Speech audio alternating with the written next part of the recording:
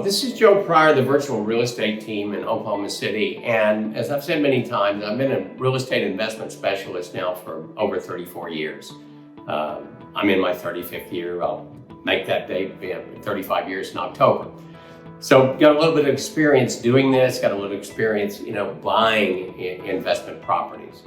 But I'm constantly reading about, articles that may come up in the LA Times, New York Times, or maybe a real estate blogging site or whatever. And what they talk about, these are America's hottest markets.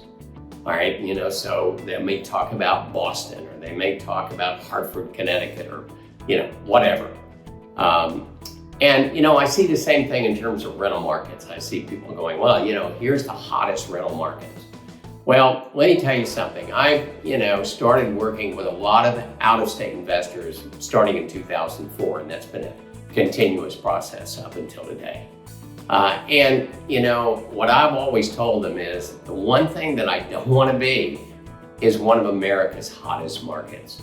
I've seen it in Austin, I've seen it in Phoenix, I've seen it in Las Vegas. And what it does, it causes just an absolute, gold rush of people going, I gotta buy, I need investment properties there.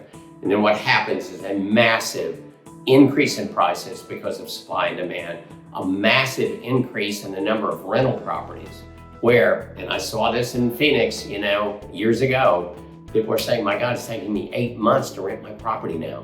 And that's because there's too much out there. And then the tendency is, if you're in one of America's hottest markets, is that when you got that many rentals and somebody says, God, I'm not making any money, so at least I gotta get something. And so you start seeing this downward spiral in rents. So what I've always liked about the Oklahoma City market and the Tulsa market is that the numbers are good. The unemployment is low, the economy is thriving, the real estate market is good. It's still one of the most affordable markets in the United States. Both Oklahoma City and Tulsa qualify for that. There's growth. These are two dynamic cities that are now easily over 1 million in population, which is something also that you have. And we're not making the big publications.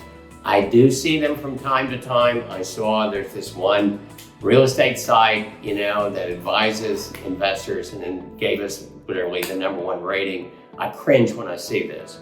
And the reason why I cringe when I see it is I don't want that many investors coming into the Oklahoma City or Tulsa market.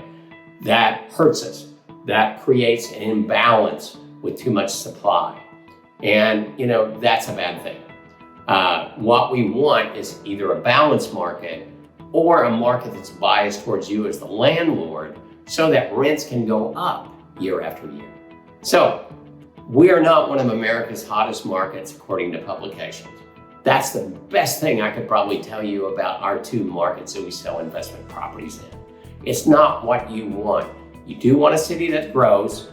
You do want a city that has, low rental inventory. You want a city that's affordable. And you want a city that is not going to show you too much vacancy. And that's what our two markets are. We're very large secondary cities.